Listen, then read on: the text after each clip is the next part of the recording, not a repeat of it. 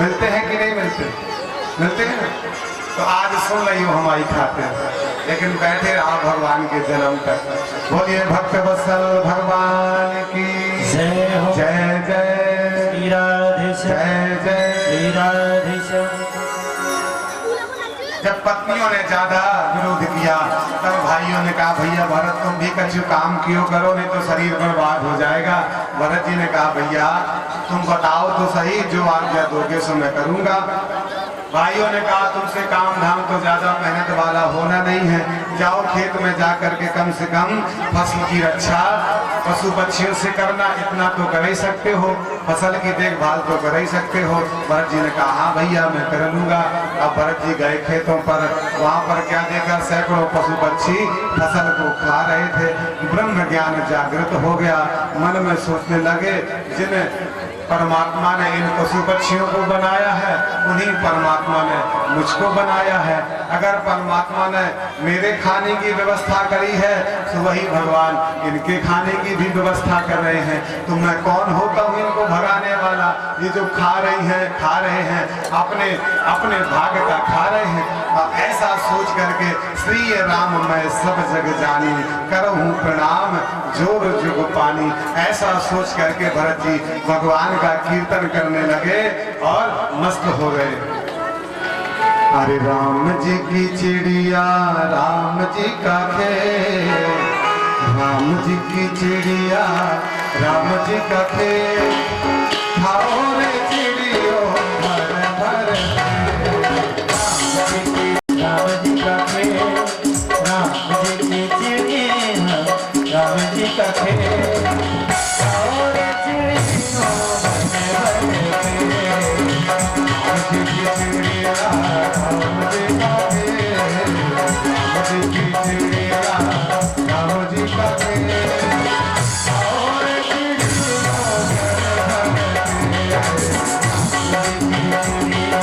राम जी का खेल, और चिड़ियों बने बने श्री राम मैं सब जग जानी,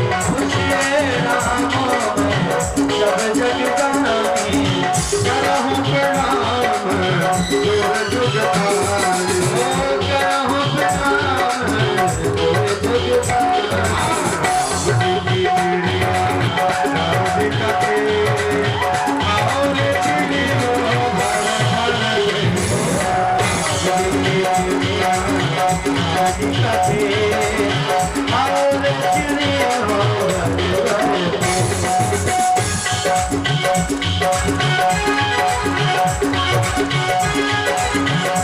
जय हो।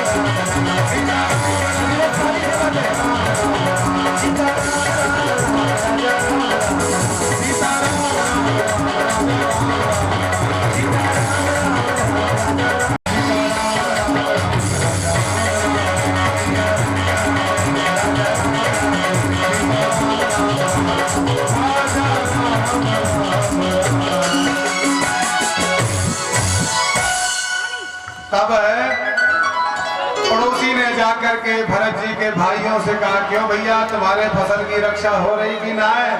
भाइयों ने कहा अरे हमारा भाई है भरत है वहां पर, वो फसल की सुरक्षा कर रहा है।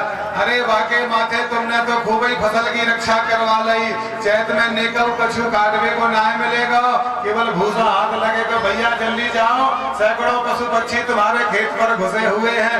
भाई भैया अपनी अपनी लाठी लेकर के भागे खेतन की तरफ। यहाँ भरत जी मस्त है भगवान के कीर्तन में, सीताराम राम राम राजा राम राम राम। जैसे ही पहुंचे एक ललकार मारी है, तू काम करना काज का, दुश्मन अनाज का, तू किसी काम का नहीं, चल तू इधर से भी भाग।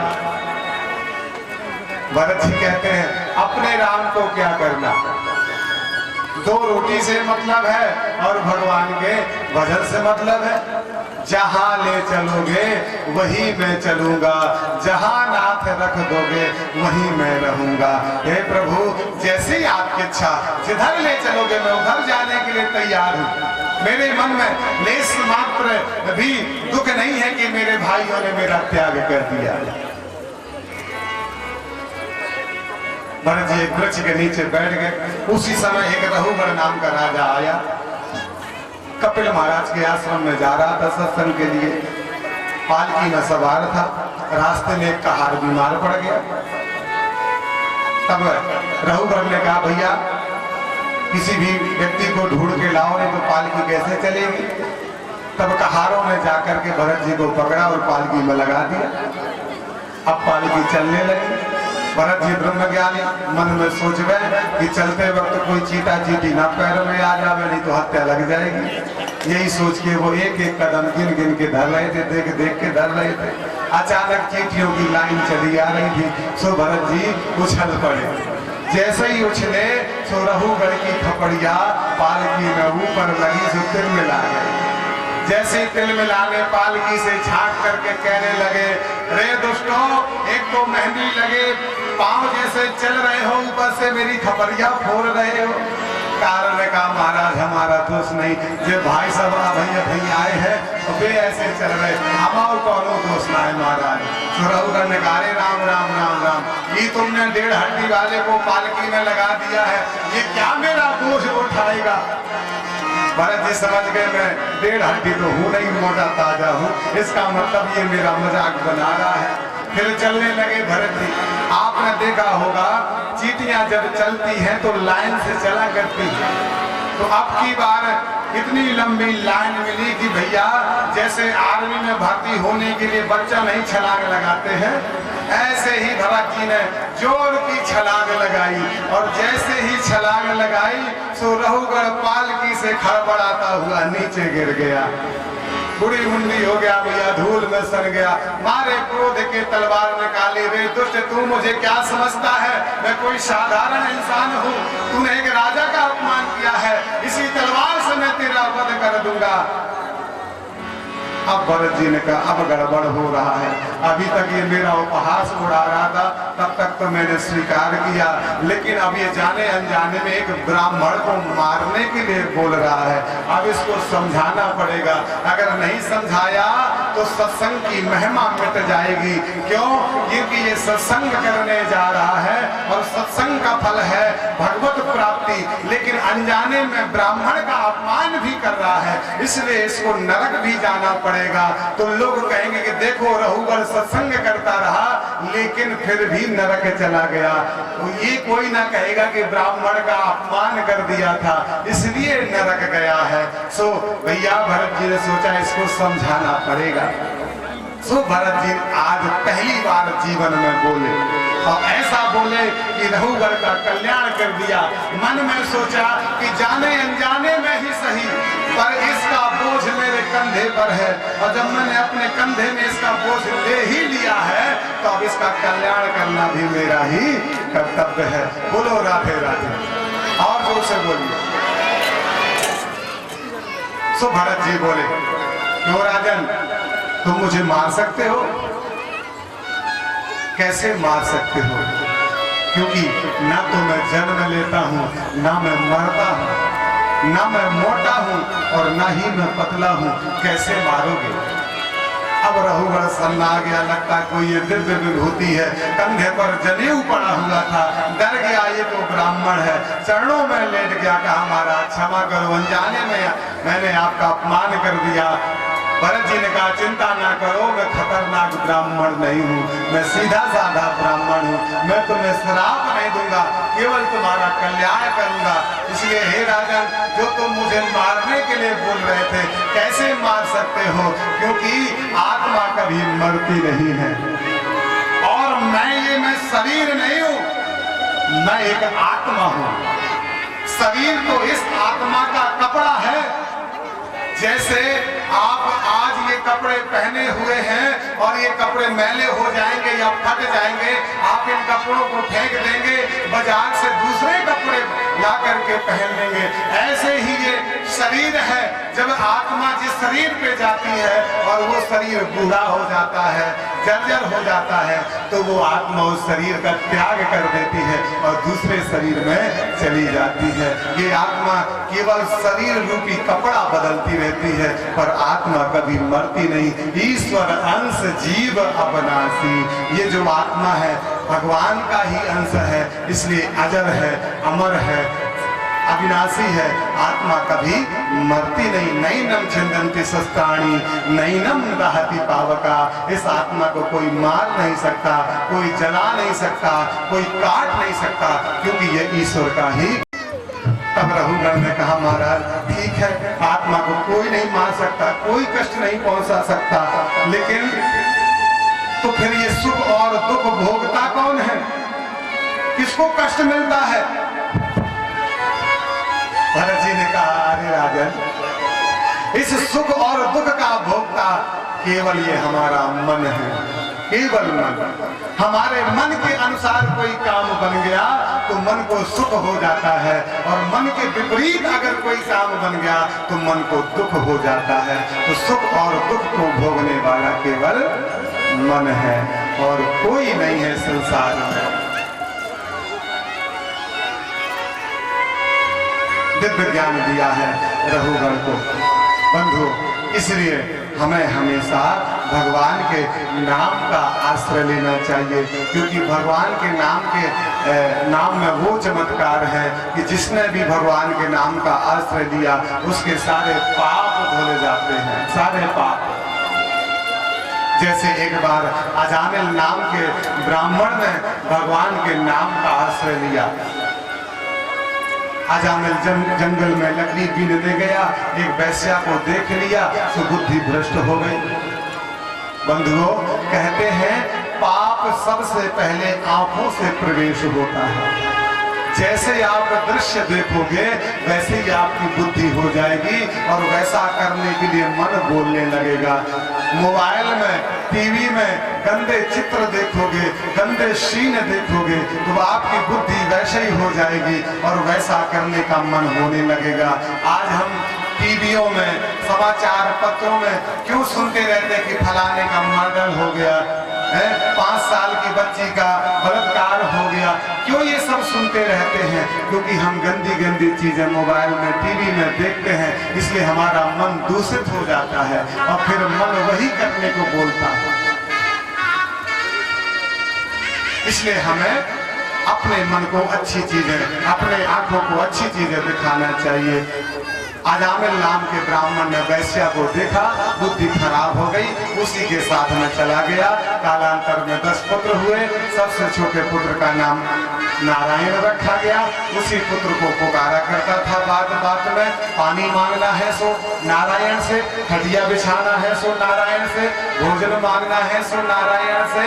एक दिन यमराज के दूत आए, अजामिल को ले जाने लगे, सो नारायण नारायण चिल्लाने लगा, नारायण बचाओ, नारायण बचाओ। सो बेटा नारायण तो आया नहीं, पर भगवान के पार्षद आ गए और यमराज के दूतों को मार के भगा दिया। अरे दुष्टों, इसने मेरे स्वामी को पुकारा, तुम कैसे ले जा सकते हो? और खड़े खड़े ये दृश्य अजामिल देख रहा था और मन ही मन सोच रहा था कि क्या मैंने सचमुच में भगवान का नाम लिया होता तो मेरा कल्याण ही हो जाता। अनजाने में ही सही मैंने भगवान का नाम लिया और देखो भगवान के पार्षद आ गए। इसलिए तो सुखदेव बाबा कहते हैं कि भाय को भाय अनख आलस हूँ, नाम जपत मंगल दिशि दशा हूँ। भगवान का नाम चाहे प्रेम से लो, चाहे अनजाने में लो, आपका कल्याण तो होना ही होना है। इसलिए मैं आपको बैठाई हूँ कि भले ही कथा समझ में ना आवे, पर राधे राधे तो बोलोगे, राम राम तो बोलोगे, इसी में आपका कल्याण हो जाएगा। इसलिए मैं जबरदस्ती आपको बैठाई हूँ, क्योंकि मैंने आपके गांव का अन्न खाया है, मेरा उद्देश्य है कि मैं आपका कल्याण करके जाऊं, आपको सदमार्ग में भेज करके जाऊं, इसलिए जबरदस्ती न बैठाए हुए हैं। जैसे विष में मारक क्षमता होती है, चाहे आप जानबूझ के विष पी लो, चाहे अनजाने में, आपको मरना पड़ेगा, है ना। अग्नि में ज्वलन शक्ति होती है ना, चाहे जानबूझ के चूल्हे में हाथ घुसेड़ दो, चाहे अनजाने में, आपका हाथ जल जाएगा। ऐसी भगवान के नाम में पारण शक्ति होती है, चाहे आप मन से भजन करो और चाहे गैर मन से, आपका कल्याण तो होना ही होना है। कि तुलसी अपने राम को बीज भजो आखी, कि खेत पड़े भी अजामी है, कि उल्टे पड़े या सीधे।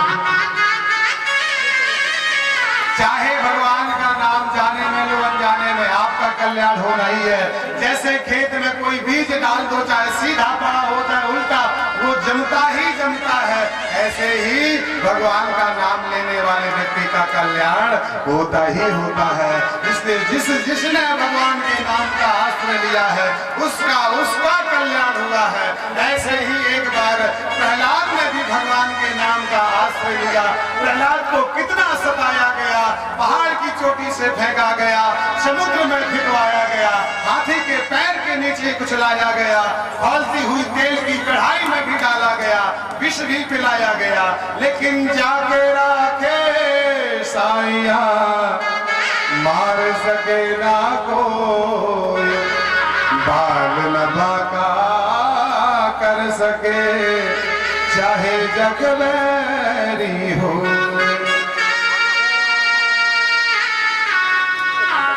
जिसके ऊपर प्रभु की कृपा, उसको कौन सतावे,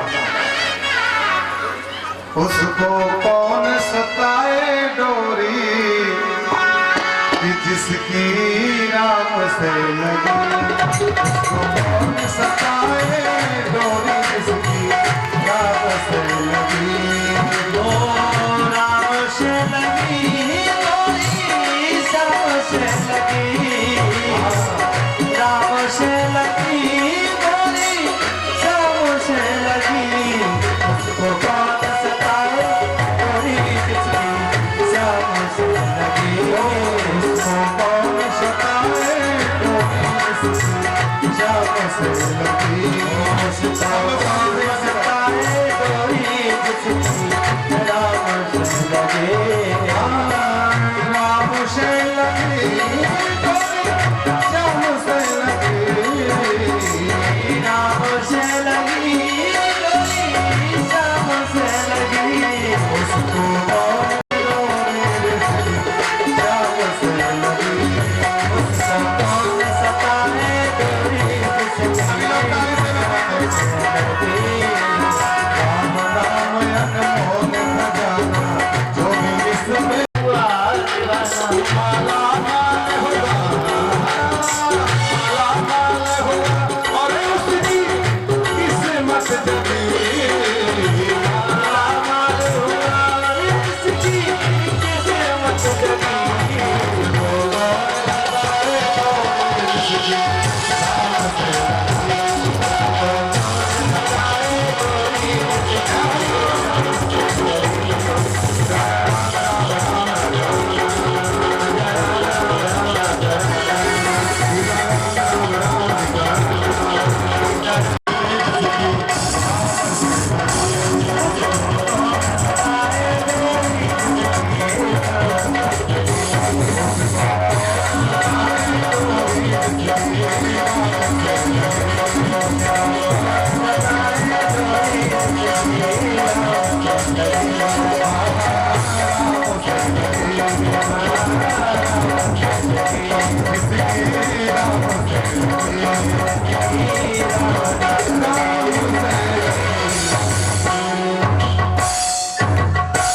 बोलिए भक्त वत्सल भगवान की जय हो। जय बुलाया गया प्रहलाद को, कितनी बार मारने की चेष्टा नहीं की गई प्रहलाद को। एक दिन पिता हिरण्यकशिपु ने कहा, तुझे किसकी शक्ति का घमंड है? तू नहीं जानता, तू जिसकी शक्ति पर घमंड करता ना, मुझे भी ब्रह्मा के वरदान प्राप्त है, मैं भी किसी के मारे नहीं मर सकता हूं। प्रहलाद ने कहा, पिताजी आप किसकी शक्ति का घमंड करते हैं? ब्रह्मा की। उन्हीं ब्रह्मा को मेरे नारायण बल देते, जिसकी शक्ति का आपको घमंड ना, उन्हीं को मेरे नारायण बल देते। अच्छा जी, इतना अभिमान है तुझे अपने नारायण पर? कहां है तेरा नारायण? मिलवाओ मुझसे। प्रहलाद ने कहा, कहा नहीं है मेरे प्रभु कि पत्ता पत्ता डाली डाली मेरा श्याम बसदा, कि सारी सृष्टि का ये मालिक मेरा श्याम सावरा, कि पत्ता पत्ता डाली डाली मेरा श्याम बसदा। कहा नहीं है मेरे प्रभु, हर जगह है, कण कण में मेरे ठाकुर का वास है। अच्छा, इस कमरे में भी ठाकुर का वास है? प्रहलाद ने कहा, हाँ पिताजी, इसमें भी मेरे प्रभु प्यारे का वास है। प्रहलाद को बहन दिया और मारने के लिए जैसी खड़ग उठाई है, खंबे को विदीर्ण करते हुए नरसिंह भगवान प्रकट हो जाते हैं। बोलिए नरसिंह भगवान की जय, नरसिंह भगवान की जय हो। और भयंकर गर्जना करते नरसिंह भगवान प्रकट हो गए और भयंकर युद्ध होने लगा। बंधुओं, युद्ध करते करते नरसिंह भगवान हिरण्यकशिपु को महल की बीच दहलीज पर ले गए और अपनी जंघा पर लिटा दिया और कहा, देख मैं तुझे अब मारने वाला हूँ। हिरण्यकशिपु ने कहा, आप मुझे नहीं मार सकते क्योंकि मुझे ब्रह्मा के वरदान प्राप्त है। नरसिंह भगवान ने कहा, निकाल लो अपने वरदानों की लिस्ट, कौन कौन वरदान दिए हैं, सबका तोड़ लेकर के मैंने अवतार लिया है। अच्छा जी, कहा ना मैं आकाश में मरूं ना मैं धरती में मरूं। नरसिंह भगवान ने कहा, देख ना तू आकाश में है ना तू धरती पर है, मेरी जंघा पर बीचों बीच लटक रहा है। अरे ये वरदान तो कैंसिल हो गया। और कोई वरदान? कहा ना मैं घर के अंदर मरूं ना बाहर मरूं। भगवान ने कहा, ना तू घर के अंदर है ना तू बाहर है, देख तू घर के बीच दहलीज पर है। अब घबराया, ये भी वरदान फेल हो गया। और कोई वरदान? कहा ना मैं किसी पशु से मरूं और ना ही मैं किसी नर से मरूं। भगवान ने कहा, ना मैं पूरा नर हूं और ना ही मैं पूरा पशु हूं। धड़ मेरा मनुष्य का है और सर मेरा सिंह का है, इसलिए मुझे नरसिंह कहते हैं। अब और घबरा गया, धीरे धीरे सारे वरदान फेल होते चले जा रहे। और कोई वरदान? कहा ना मैं अस्त्र से मरूं ना मैं शस्त्र से मरूं। भगवान ने कहा, मुझे अस्त्र शस्त्र की जरूरत नहीं, देख एक बित्ता के जो मेरे नाखून है, इसी से तेरा पेट फाड़ूंगा। अब भैया कांपने लगा, सिक्की बिक्की गुम। और कोई वरदान? कहा ब्रह्मा के बनाए हुए 12 महीने में से किसी महीने में ना मरूं। भगवान ने कहा, मुझे ब्रह्मा के महीने की आवश्यकता नहीं, तुझे मारने के लिए थोड़े थोड़े नक्षत्रों को काट काट करके विपुलों को इकट्ठा करके मैंने ये मलमास का महीना तुझे मारने के लिए ही बनाया है, स्पेशल तेरे लिए ये अधिक मास बनाया है। और भगवान ने देर नहीं लगाई, वो अपने दोनों हाथों से हिरण्यकशिपु का पेट विदीर्ण कर दिया और भयंकर गर्जना करने लगे। अंतड़ियां निकाल दी, अंतड़ियां निकाल करके गले में पहन ली, भयंकर प्रभु गर्जना करने लगे।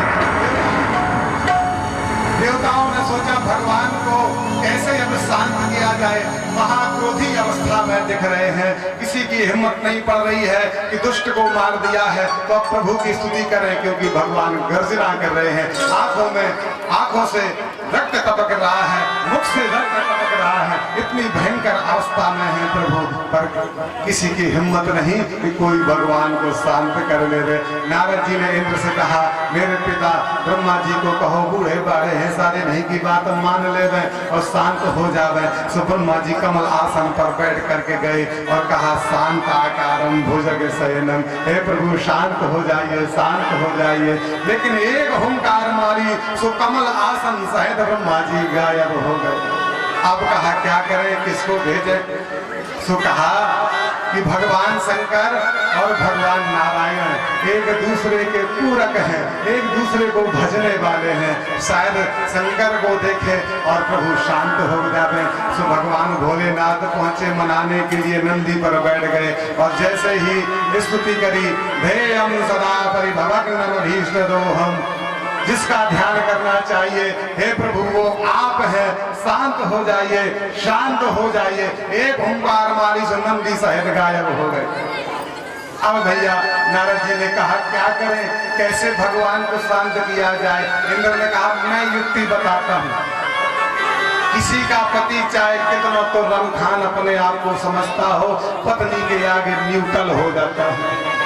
जैसी पत्नी सामने आती है तो भैया बाको सबरो जोश धरो रह जावे, बाहर चाह जितना भैया गुहारी मारे कि मैं तो खत देख रही हूँ, लेकिन घरे अगर ये तेवर दिखाए और ठीक है तो खा ले आवाज बढ़ाई है, तो तुरंत भैया पत्नियां अपने पतियों को न्यूट्रल कर लेती हैं। कहीं लड़ाई करी सो भोजन ना मिलेगा, यही डर से बेचारे चुप हो जाते। अरे तुम कहीं नाराज हो रही, तुम्हें तो जाया गुस्सा दिखाओ, फलाने खा दिखाओ, तुम्हें तो या तुम ना नाराज हो करो, तुम तो मोफिगर कर तो बड़ाया भैया लट्टू हो जाते।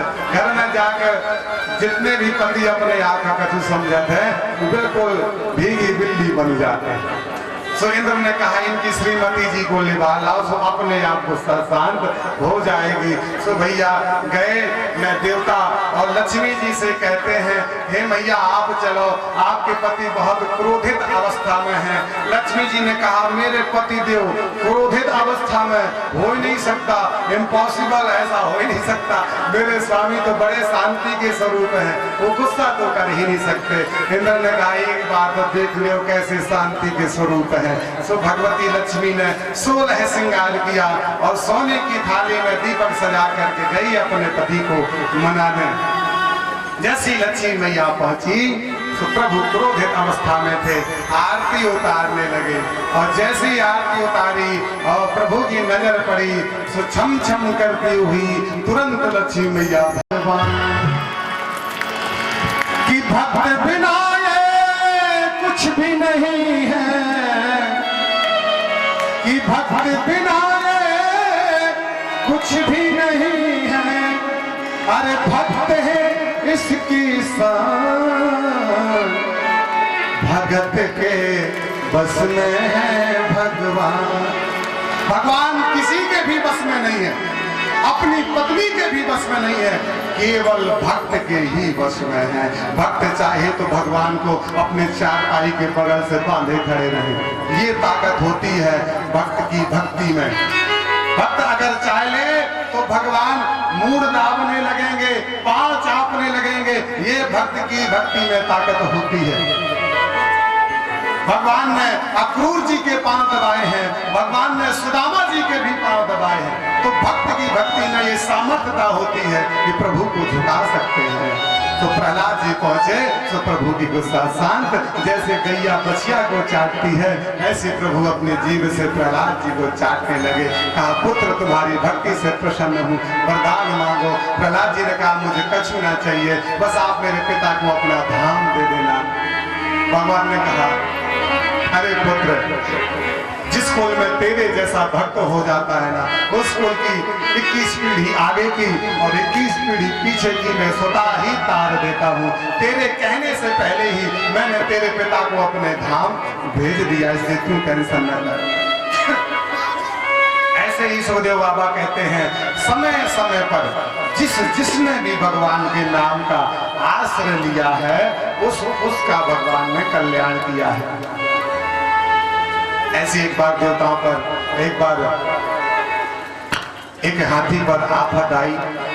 जल में पानी पीने गया और मगरमच्छ ने पैर पकड़ लिया। जैसे ही पैर पकड़ा तो मगरमच्छ ने सोचा कि कोई, हाथी ने सोचा कोई साधारण जल का जीव है, थोड़ी सी ताकत लगाई, फिर भी नहीं छुड़ा पाया, थोड़ी और ताकत लगाई, तब नहीं छुड़ा पाया। अपनी पत्नियों को बुलाया, काफी देर मदद करते रहे लेकिन नहीं छुड़ा पाए। 1 महीना तक पत्नियां लगी रहीं लेकिन नहीं छुड़ा पाई। पत्नियां भी चली गई, बच्चे भी चले गए। अब बेचारा हाथी रोने लगा और भगवान से प्रार्थना करने लगा कि प्रभु मैंने सबकी यारी देख ली, सबका प्रेम देख लिया। इस जगत में जितना भी प्रेम है सब स्वार्थ भरा है, स्वार्थ लाग करें सब प्रीति। इस संसार में जब तक किसी को सुख मिल रहा है तब तक तो लोग जुड़े रहते हैं, और जैसे ही दुख आता है तो सब छोड़ छाड़ के भाग जाते हैं। कि प्रीतम जान लियो मन माही, कि प्रीतम जान लियो मन माही। हे प्रीतम, हे ईश्वर, जिसने संसार को बनाया है, जिसने समस्त संसार के जीवों को बनाया है, जिसने मुझे बनाया है, आज मैं उस परम पिता परमात्मा को पुकार रहा हूं कि मेरी रक्षा करने वाला कोई नहीं। मैं जान गया कि अपने सुख से ही सब बांध्यो, कि दुख में को काऊ का नहीं, कि अपने सुख से ही जग बांध्यो, कि दुख में को काऊ का नहीं, कि प्रीतम जान लियो मन मा। भगवान श्री नारायण हरि का रूप बना करके आते हैं और सुदर्शन चक्र चला करके ग्राह का वध कर देते हैं और हाथी का कल्याण कर देते हैं। ऐसे ही सुखदेव बाबा कहते हैं, राजन, जब जब भगवान को पुकारा गया है तब तब भगवान विविध रूप धारण करके अपने भक्तों की रक्षा किया करते हैं। ऐसे ही जब देवताओं पर आफत आई तब भगवान वामन रूप बना करके आए और बलि को छल लिया। ऐसे ही त्रेता युग के अंत में जब रावण ने चहुदिशा हाहाकार फैला दिया, आतंक फैला दिया, तब भगवान श्री राम रूप में आते हैं और रावण का वध करके सबका कल्याण करते हैं। विप्रधेनु सुर संत हित लीन मनुज अवतार, निज इच्छा निर्मित तनु श्री माया गुण गोपाल। भगवान हमेशा ब्राह्मणों की रक्षा के लिए, साधु संतों की रक्षा के लिए, भक्तों की रक्षा के लिए, देवताओं की रक्षा के लिए और गौ माता की रक्षा के लिए बार बार धरती पे आते हैं और अवतार लेकर के सबकी रक्षा करते हैं और फिर धराधाम को छोड़ के चले जाते हैं। ऐसे ही द्वापर युग के अंत में जब कंस का अत्याचार फैला तब भगवान श्री कृष्ण के रूप में आते हैं और कंस का वध करते हैं। परीक्षित ने कहा, महाराज मैं भगवान श्री कृष्ण की चर्चा विस्तार से सुनना चाहता हूँ और आपने तो 2 शब्दों में सुना के निकल गए, मजा नहीं आया, इसलिए थोड़ा विस्तार से सुनाइए। तब सुखदेव बाबा हंसते हुए कहते हैं, सप्त मोक्षदायिनी पुरी में एक पुरी है, नाम है मथुरा, वहाँ के राजा है उग्रसेन, उनका पुत्र है कंस, बड़ा दुष्ट है। राजा बनने के लिए अपने पिता को ही कारागार में डाल दिया, जबरदस्ती राजा बन बैठा, चारों तरफ अत्याचार फैला दिया। कहते हैं कसी हिंसायाम धातु से कंस बनता है, जिसकी हिंसा में प्रवृत्ति हो, मार काट में प्रवृत्ति हो, वही व्यक्ति कंस है। जिसको मारने का मन करता हो ना, बार बार मैं हथियार उठा ले, बार बार मैं लाठी उठा ले, तो समझ जाओ कि उसके अंदर कंस रूपी प्रवृत्ति बैठी हुई है। क्योंकि कंस भी यही करता था, किसी ने कुछ बोल दिया पर्वत से पटक दिया, किसी ने कुछ बोल दिया तालाब में फेंक दिया, और जब राजा बन गया तब तो तलवारों से काटने लगा। पृथ्वी मैया रोने लगी और भगवान से प्रार्थना किया, प्रभु भार उतारो। तब बंधु एक दिन क्या हुआ कंस ने देखा मेरी जो बहन देवकी है सयानी हो गई, इसका विवाह कर देना चाहिए। तो कंस ने अपनी बहन का विवाह वसुदेव महाराज के साथ में कर दिया। और जब विवाह हुआ, विदाई का समय आया, तो कंस ने सोचा कि संसार में प्रजा में जो मेरी छवि है एक दुष्ट राजा की है, क्यों ना मैं अपनी छवि को बदलूं। सो अपनी बहन की विदाई करने के लिए स्वयं रथ में बैठ गया और जोर जोर से अपनी बहन की विदाई करते वक्त रोने लगा। अरे मेरी बहन, तू चली जाएगी, मैं अकेला हो जाऊंगा। कैसे तू मेरे संग खेलती थी, लड़ती थी, हंसी मजाक करती थी, आज तू चली जाएगी तो क्या होगा मेरा। ऐसे कहते हुए कंस रोने लगा। तब आकाशवाणी हुई, अरे कंस, जितनी खुशी से तू अपनी बहन की विदाई कर रहा है ना, उसी बहन के गर्भ से जो 8वां गर्भ होगा वही तुम्हारा काल होगा। जैसे ही सुना इसका 8वां गर्भ काल है, भैया झट से कंस ने अपने आंसू पोंछ डाले। कहते हैं मगरमच्छ के जो आंसू होते हैं वो झूठे होते हैं, दिखावा के होते हैं। आकाशवाणी हुई, तुरंत कंस ने आंसू पोंछे और अपनी बहन को मारने के लिए रस से घसीट लिया। घसीटते घसीटते बड़ी पीड़ा हुई, तलवार उठा के मारने लगा। सो वसुदेव महाराज आगे आगे कहा, प्रभु छोड़ दीजिए मेरी बहन को, छोड़ दीजिए मेरी पत्नी को। क्या इसने बिगाड़ा है, क्या अपराध है मेरी पत्नी का। कहा तुमने सुना नहीं, इसका 8वां गर्भ मेरा काल है। कहा महाराज मैं वचन देता हूँ, इसके गर्भ से जितनी संतानें होंगी सब मैं आपको भेंट कर दूंगा, लेकिन मेरी पत्नी को छोड़ दो। इसको कहते हैं सच्चा पति। पाक राम इति पति, जो हर संकट में अपनी पत्नी की रक्षा करे उसी को सच्चा पति कहते हैं। इसलिए विवाह नहीं किया जाता कि थोड़ी सी पत्नी से गलती हो जाए तो उठा के लाठी तुम धमुकरा धमकने लग जाओ। बेचारी तुमको रोटी बेल बेल करके खिलाती है, ताकतवर कराती है और तुम्हारे घर को संभालती है, तुम्हारे बच्चों को संभालती है, और थोड़ी सी गलती बन जाए तो तुम लाठी उठाने लगते हो। इसको पौरुष कहते हैं, इसको पुरुषत्व कहते हैं। इसको पुरुषत्व नहीं, इसको कायर कहते हैं। जो अपनी पत्नी पर हाथ उठाता है उसको कायर कहा जाता है। इसलिए हमें हमेशा अपनी पत्नी की रक्षा करनी चाहिए, क्योंकि वो अपने मायके से तुम्हारे भरोसे ही आई थी, तुम्हारा ही हाथ पकड़ के आई थी। इसलिए अपनी पत्नी की रक्षा करना चाहिए। वसुदेव जी ने रक्षा करी, कहा जितनी संतानें होंगी सब आपको दे देंगे। कारागार में डाल दिया। जैसे कालांतर में संतानें हुई, एक एक करके कंस ने 6 पुत्र मार दिए। 7वें के रूप में स्वयं शेष नारायण भगवान आए। भगवान ने अपनी माया को समझाया कि शेष नारायण को गर्भ से निकाल के मेरे ही पिता वसुदेव जी की जो 6वीं पत्नी है रोहिणी के गर्भ में स्थापित कर दो, फिर मैं स्वयं 8वें के रूप में आऊंगा। संकर्षण विधि से 7वां गर्भ निकाल करके रोहिणी मैया के गर्भ में स्थापित किया गया और 8वें के रूप में स्वयं भगवान श्री कृष्ण आए। जैसे ही गर्भ में आए, गर्भ में भैया कारागार में उजेला छा गया, प्रकाश छा गया।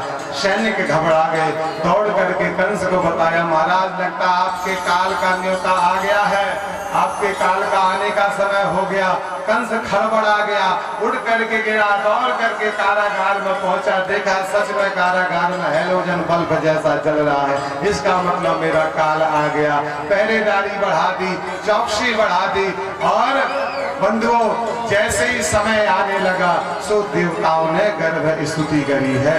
हे प्रभु आपका स्वागत है, आइए आइए आपका स्वागत है। पुष्पों की बारिश करी है।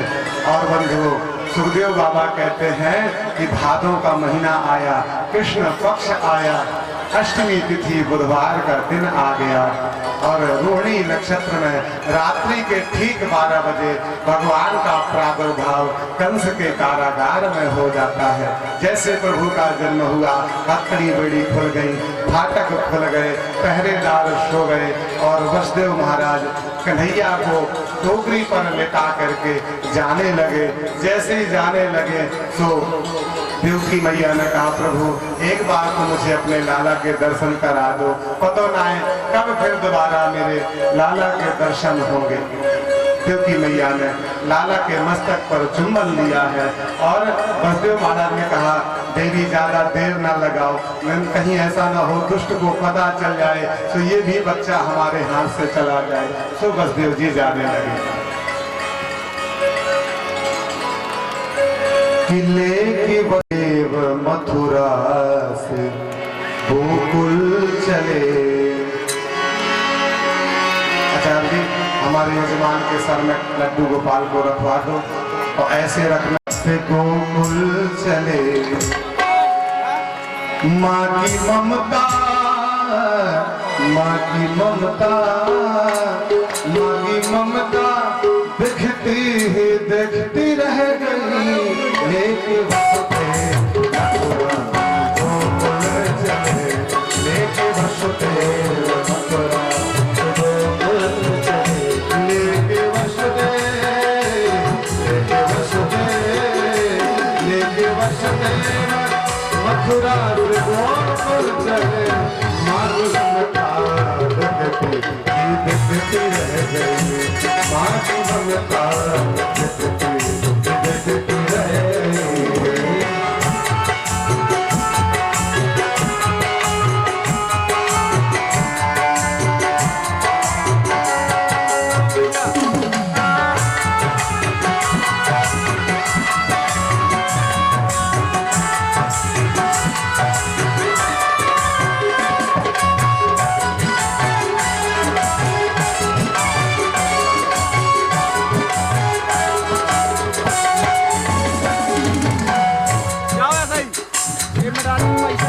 माँ की ममता, माँ की ममता, माँ की ममता देखती देखती रह गई।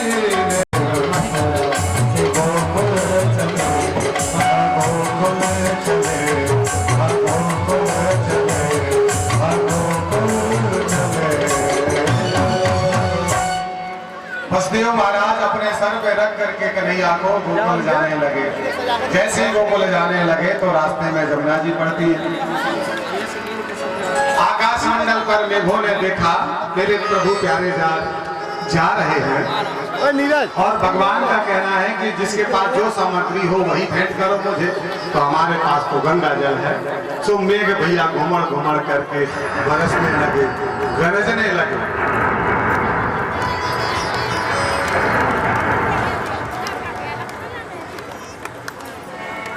और इधर जमुना मैया ने भी कोई कोर कसर नहीं छोड़ी। जमुना मैया ने सोचा कि मेरे प्रभु प्यारे जा रहे हैं और मैं पैर ना पखार पाऊं। सो जमुना मैया में बाढ़ आ गई, गले तक जमुना मैया आ गई। बाबा घबराने लग गए, बसदेव जी घबराने लग गए। कन्हैया समझ गए कि मेरे बाबा घबरा रहे हैं, कहीं ऐसा नहीं कि मैं डूब जाऊं। इसलिए कन्हैया ने सोचा कि जमुना बड़ी ढीठ है, बिना पैर पखारे मानेगी नहीं। सो कन्हैया ने टोकरी से पैर नीचे लटका दिया और जमुना जी ने पाद प्रक्षालन कर लिया और घुटमन तक आ गई। जमुना जी को पार करके बसदेव जी नंद भवन पहुंचे, यशोदा जी के कमरा में पहुंचे। क्या देखा, एक कन्या लेटी हुई थी। सो कन्या को टोकरी में रखा और गोपाल जी को यशोदा मैया के बगल से लिटा दिया और वापस कारागार में आ गए। हथकड़ी बेड़ी पुनः लग गई, फाटक पुनः लग गए, पहरेदार फिर से जाग गए और वो कन्या रोने लगी। कन्या के रोने की आवाज सुनी तो भैया कंस तो इसी ताक में बैठा हुआ था कि जैसे ही मेरे काल का जन्म हो गए और मैं मार दूंगा। क्या बात है, बड़ी सुंदर, बहुत बढ़िया। ऐसी भगवान की इस सुंदर व्यवस्था को बिगाड़ा जाता है। किसने आपको सिखा दिया कि भगवान के जन्म में गुब्बारों का सत्यानाश कर देना है? किसने भैया बता दिया है आपको है? भगवान की सुंदर सजावट तुम्हें 2 मिनट में झक कर दी है। 1 घंटा तक बबलू भैया मार खोलावत रहे और तुमने मार फोड़ फाड़ डाल। चलो कोनो बात नहीं है, अब दोबारा से ऐसा ना करिए, है ना। भगवान के जन्म की जो सुंदरता होती है ना, उसको बिगाड़ी नहीं जाती और बनाई जाती है। ये पाश्चात्य सभ्यता है ना, कि काटना, भूख मारना, आधो तुम खा लो, आधो तुम खा लो, ये सब पाश्चात्य सभ्यता। ये खाना ही अपनाओ, है ना, अपने धर्म में रहो तभी बेड़ा पार है। बोलिए कृष्ण कन्हैया लाल की जय हो। जय जय। श्री राधे श्याम। कंस आया खड़बड़ाता हुआ और क्या देखा, कन्या रो रही थी, तो यही सोचा कि ये ने कहा, अरे तू मुझे क्या मारेगा, तुझे तो मारने वाला कहीं और पैदा हो गया। कंस ने कहा, देवी कह रही है कि मुझे मारने वाला कहीं और पैदा हो गया, और देवता को कह रहे थे कि देवकी की 8वीं संतान मेरा काल है। इसका मतलब है देवी देवता झूठ बोलते हैं, अपनी बहन और बहनोई को कारागार से मुक्त कर दिया और वहीं पर मथुरा में रख लिया। इधर भैया क्या हुआ, सुबह हो गई और यशोदा मैया देर सवेरे तक उठी नहीं, और नंद बाबा की बहन सुनंदा ने सोचा क्या बात है, आज भाभी इतने देर। पहले जमाने में माताएं 4 बजे उठ जाया करती थी, अब की माताओं को छोड़ो, अब तो 8 बजे उठती हैं, घराटे मार के सोती रहती हैं, और जैसी उठती तो कहते चाय ले आओ, पहले चाय पीवी तभी मानसून बनी है। तो पहले भैया चाय पीती हैं आजकल की देवियां, लेकिन उस समय 4 बजे जागा करती थी। बहन को टेंशन हो गई कि मेरी भाभी को क्या हो गया, गई कमरे में, देखा एक शिशु पड़ा हुआ है, कपड़ा उठा करके देखा, मारे खुशी के उछल पड़ी, अरे बाबा हो गए हो 80 बरस में तुमको हो गए हो। बाबा ने कहा, बहन जल्दी बता कहीं हार्ट अटैक ना हो जाए, जल्दी बता क्या हो गए हो। अरे बाबा तेरे 80 बरस में लाला हो गए हो। जैसे सुना कि लाला हो गए भैया, आनंद बाबा ने जमुना जी में 108 डुबकियां मारी और तुरंत लाला को देख के चाई महलों की तरफ भागे। याद धनौरी ग्राम में आनंद छा गया, ऐसे ही नंद भवन में बधाइयां बजने लगी हैं। नंद घर आनंद भयो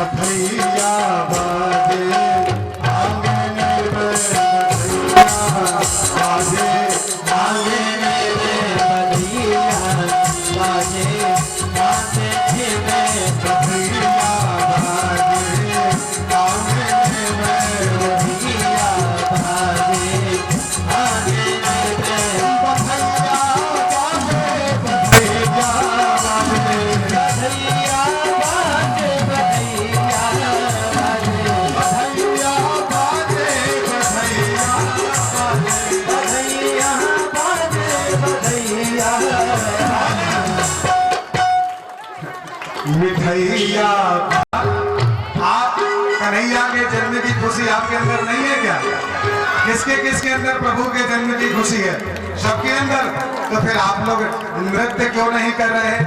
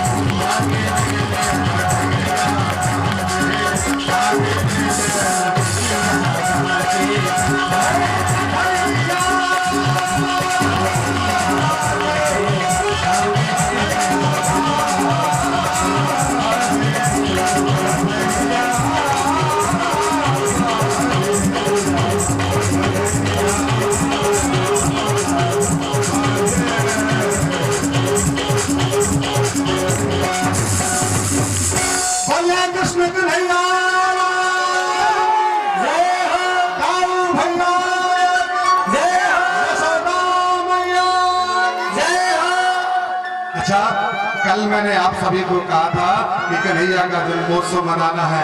आप सभी अपने अपने घर से कुछ लाए कि नहीं लाए? लाए हैं?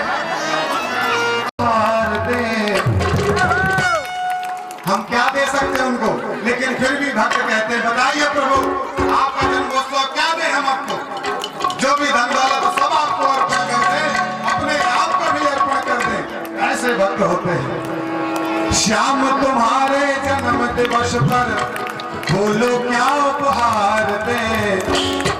हीरो का हार दे या अपना प्यार दे। हीरो का हार दे या अपना प्यार दे। श्याम तुम्हारे जन्म दिवस पर बोलो क्या उपहार दे? श्याम तुम्हारे जन्म दिवस पर बोलो क्या उपहार दे? हीरो का हार दे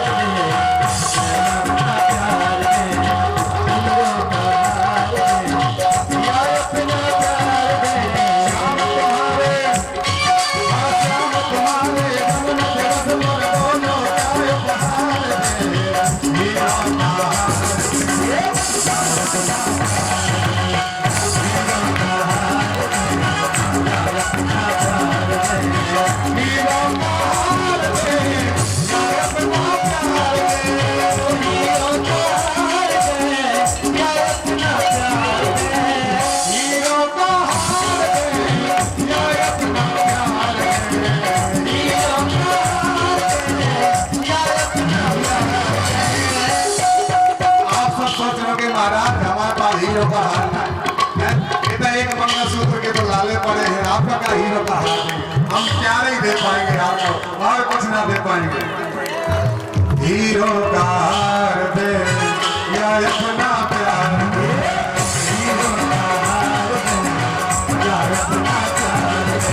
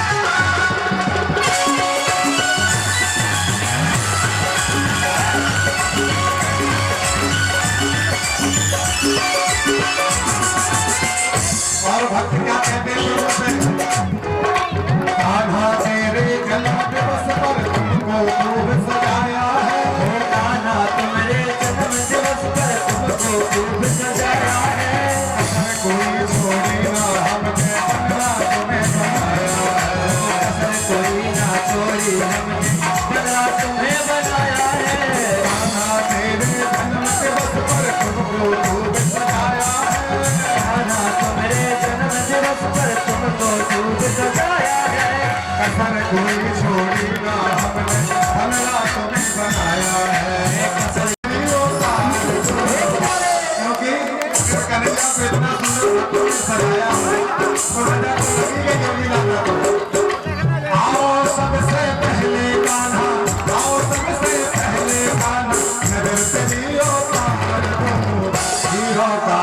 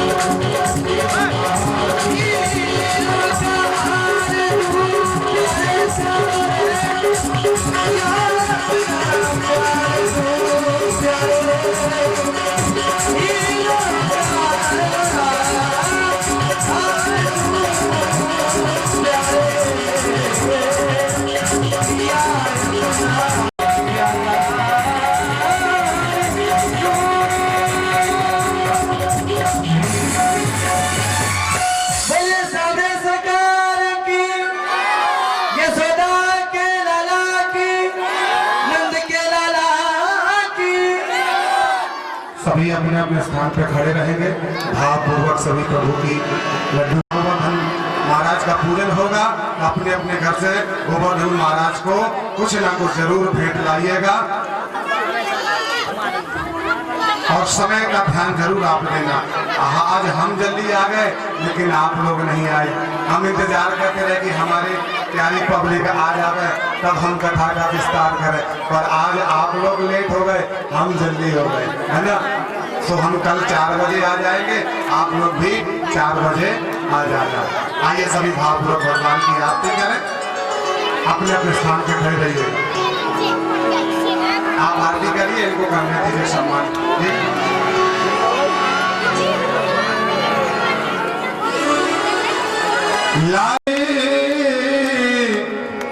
गोपालन की लालन की, गोपालन की सब वरती उतारो मेरे लालन की, सब वरती उतारो मेरे लालन की। ओ लालन की गोपालन की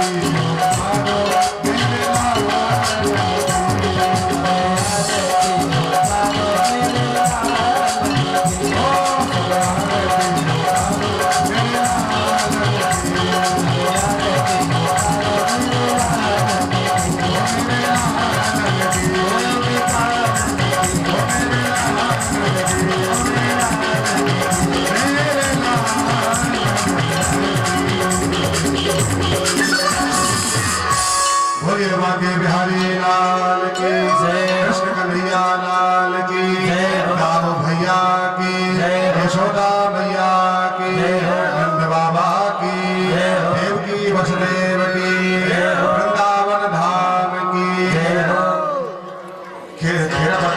खेरापति महाराज की जय जय श्री राधे श्री राधे श्याम। आपकी प्रसाद ले लेते माणे प्रथमान्य छन्नहाते हनागं महिमानः सचन्दजतरापूर्वे सद्यः शान्तिदेवाः। ॐ योपां पुष्पं वेद पुष्पवान् प्रजावान् पशुमान् भवति चन्द्रमा वापं पुष्पं पुष्पवान् प्रजावान् पशुमान् भवति। यः एवं वेद योपमायतनं वेद आयतनवान् भवति। अग्रे वा अपमायतनम् आयतनवान् भवति। यो अग्रेरायतनं वेद आयतनवान् भवति। आपो वा अग्रे वायतनम् आयतनवान् भवति। य एवं वेद योपमायतनं वेद आयतनवान् भवति। वायुर्वा अपमायतनम् आयतनवान् भवति। यो वायो वायतनं वेद आयतनवान् भवति। ॐ विश्वतक्षक्षोरतभ्यस्वातो मोगोतभ्यस्वातस्पात सम्बाहुयन्तमति सम्पतिर्ध्याव होमे जनयन् देव एकः।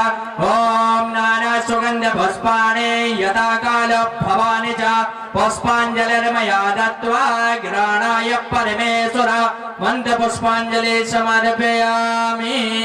बोलिए गजानन महाराज की जय, काशी विश्वनाथ महादेव की जय, संकट मोचन हनुमान जी महाराज की जय, त्र्यंबकेश्वर महादेव की जय, हीरापति बाबा की जय, गुरु गोविंद भगवान की जय, अपने माता पिता की गौ के आका जो जमीन में बस गया तो हो गया बेड़ा पार।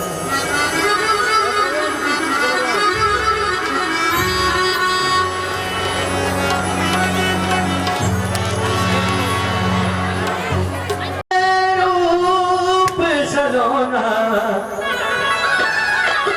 अखियों में जादू टोना मेरे ज़माने में आया, मेरे ज़माने में आया, लाल तिहारी मेरे ज़माने में आया, लाल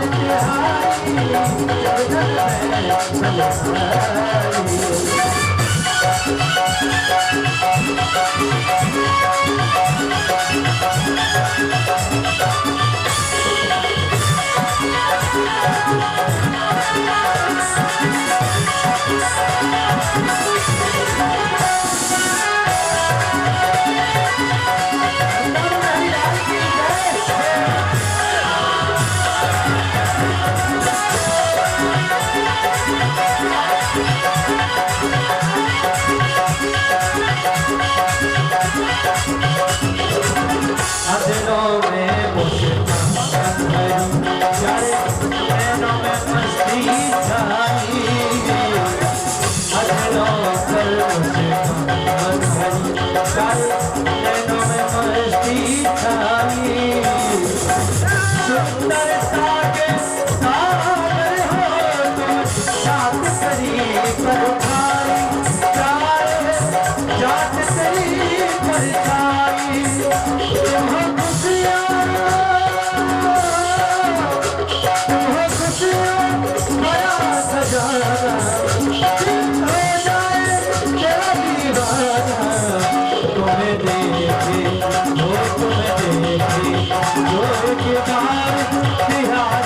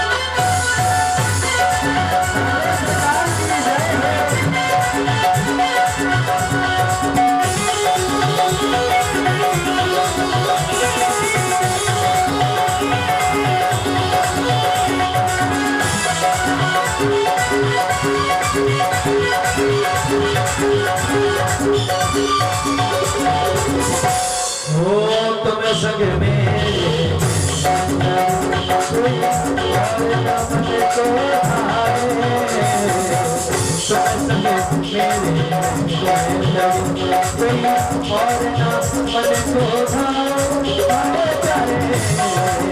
तुम संग मेरे कोई और न मन को भाए मेरे मन की मेरे मन की पीड़ा गीत तेरे ही गाए गीत तेरे ही गाए मेरे क्यों शर्माऊं जग से मेरे क्यों शर्माऊं जग से तुमको जाऊं मैं जग से मेरे गमन बिहारी लाल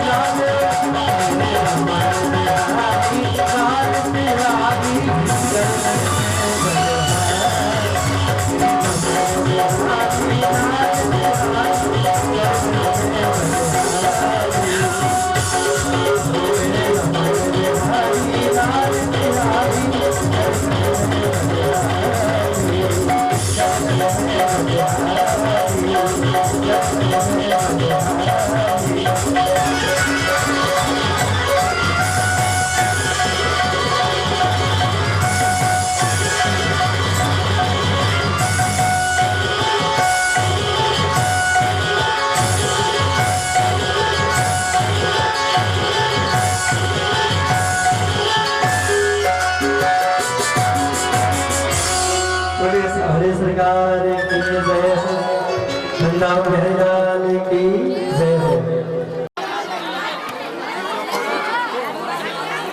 चलते जाओ पढ़ते जाओ चल रहा सब पढ़ जाओ वीडियो वीडियो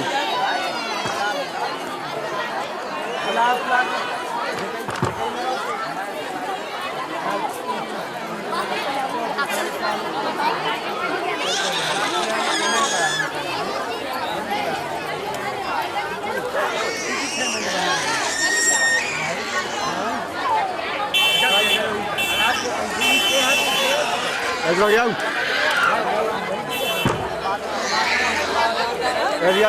कैमरे के सामने आओ कैमरा चल रहा हो कौन फोटो आ जाए पठाई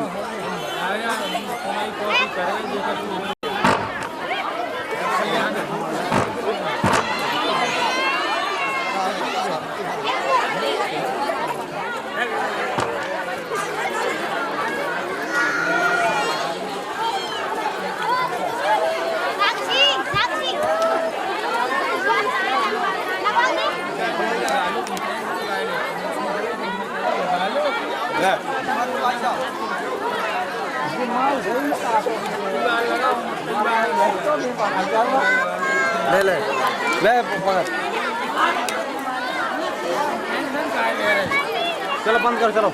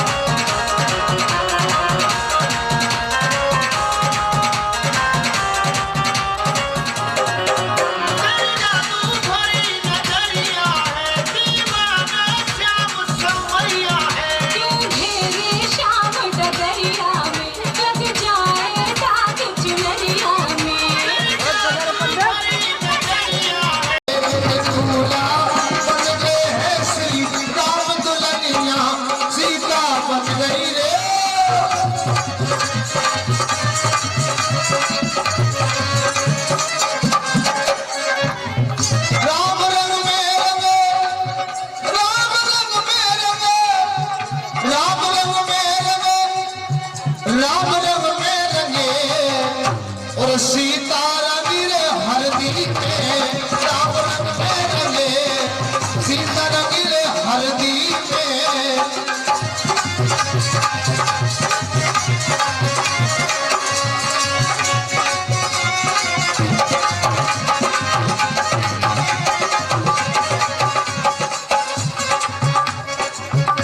पद खोले पद खोले न राम और कमर न खोले सिया जान की पद खोले न राम कमर न खोले सिया जान की पद खोले न राम नवारे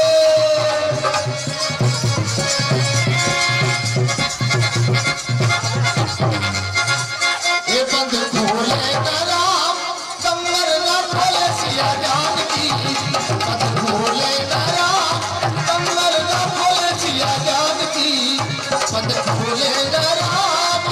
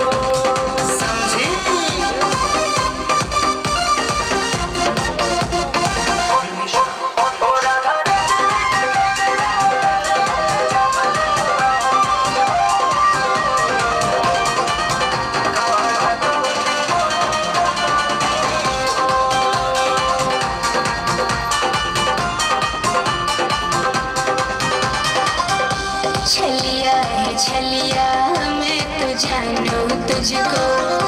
अच्छा ब्रज में अनोखी सबसे लागे तू मुझको। छलिया है छलिया मैं तो जानू तुझको। ब्रज में अनोखी सबसे लागे तू मुझको।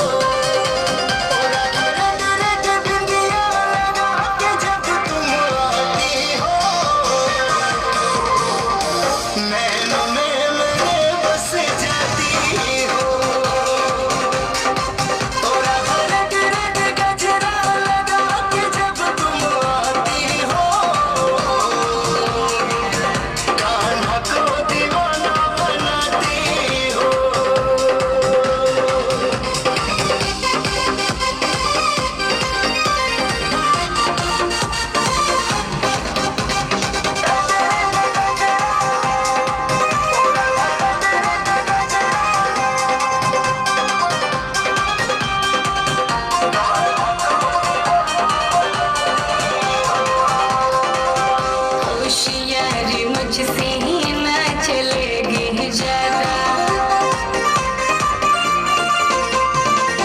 तेरे बिन राधा तेरा श्याम है आधा। होशियारी मुझसे ना चलेगी ज्यादा। तेरे बिन राधा तेरा श्याम है आधा।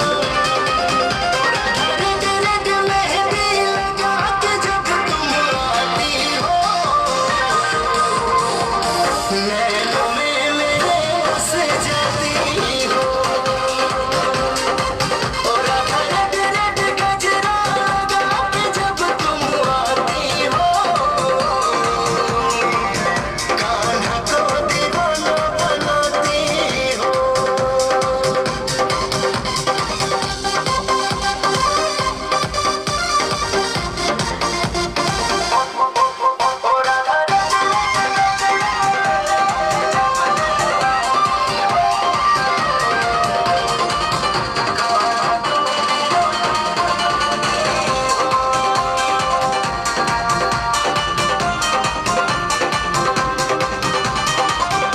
झूठी बड़ाई करना आदत है तेरी।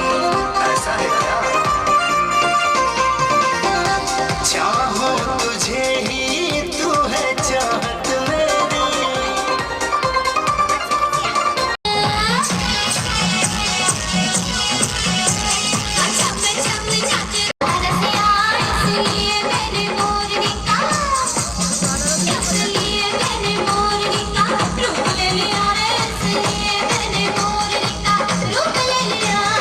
नच नच नच जरा मोरनी तुम नच। ओ नच नच नच जरा मोरनी तुम नच। मीठी मुरली बजाए तेरा श्याम रसिया रे।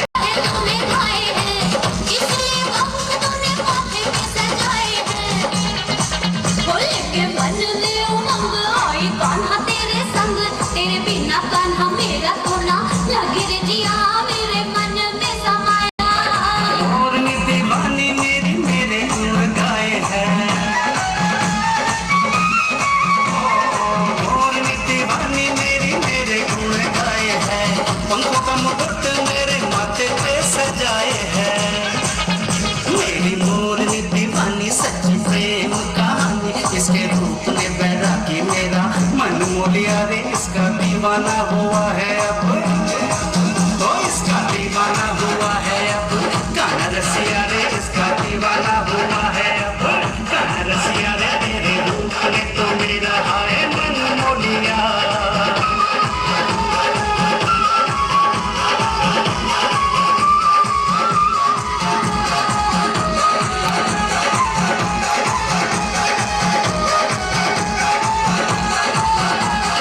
बड़ी भाग्यशाली भाग्यवान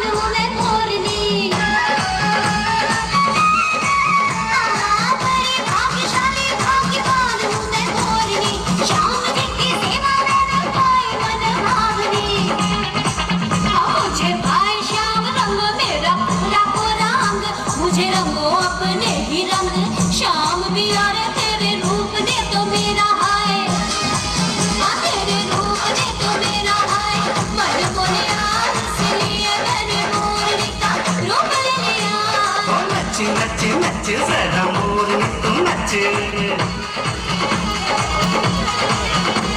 ओ नच नच नच जरा मोरनी तू नच मिट्टी मुरली बजाए तेरा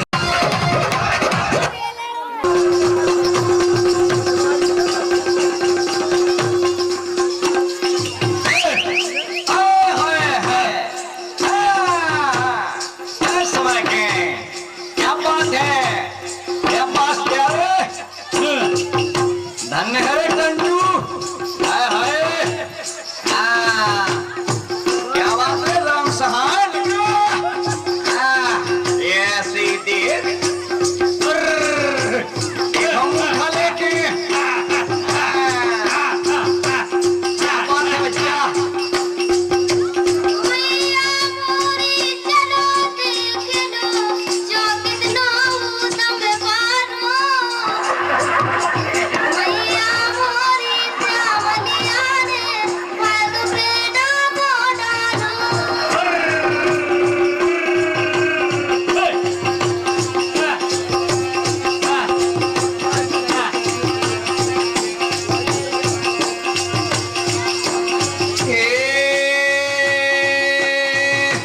अरे बेला करे पुकार जगत में किते छिपे हो गिरधारी मोरे गिरधारी अरे बेला करे पुकार जगत में किते छिपे हो गिरधारी मोरे गिरधारी आज का संयन खावे चतरे मैंने ना हिम्मत हारी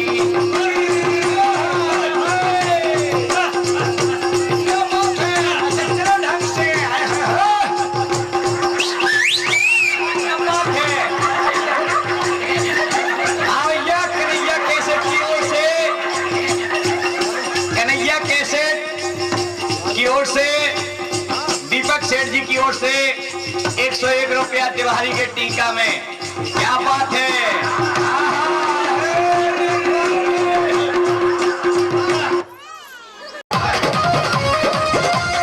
आना काहे तुम मुझको सताए बात ना अपने मन की बताए काहे फीकी है मुझ पे तू प्रेम चाल रे प्रेम चाल रे अरे प्रेम चाल रे राधा तेरी चुनरी है लाल लाल रे राधा तेरी चुनरी है लाल रे चले मत वाली कमाल चल रे राधा तेरी चुनरी है लाल लाल रे चले मत वाली कमाल चल रे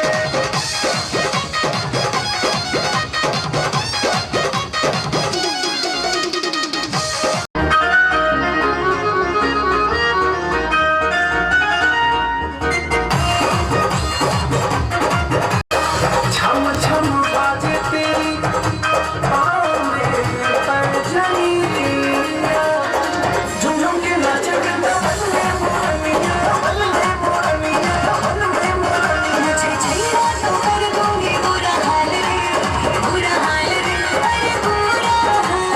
रे मस्त होके बाल रे मस्त होके नाच रही बुलबुल रे चले मत वाली कमाल चले राधा तेरी चुनरी है लाल चले मत वाली कमाल चले ओ राधा तेरी चुनरी है लाल चले मत वाली कमाल चले खेला मत छोड़ो राम रंग में रंगे राम रंग में रंगे और सीता सीता रंग हल्दी में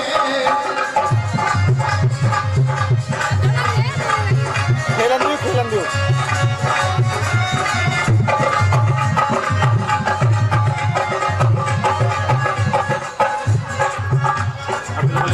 बंद खोले नरा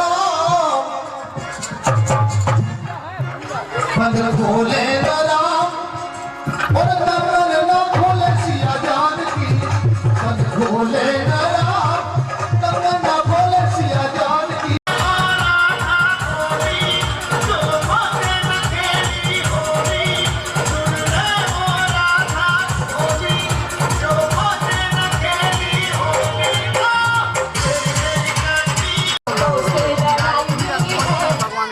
मोटी अम्मा बैठा की चोरी ना कर मोटे पर चोरी तू कारो पर न गोरी अपनों मेल नहीं मैं तो से बांधू की डोरी करता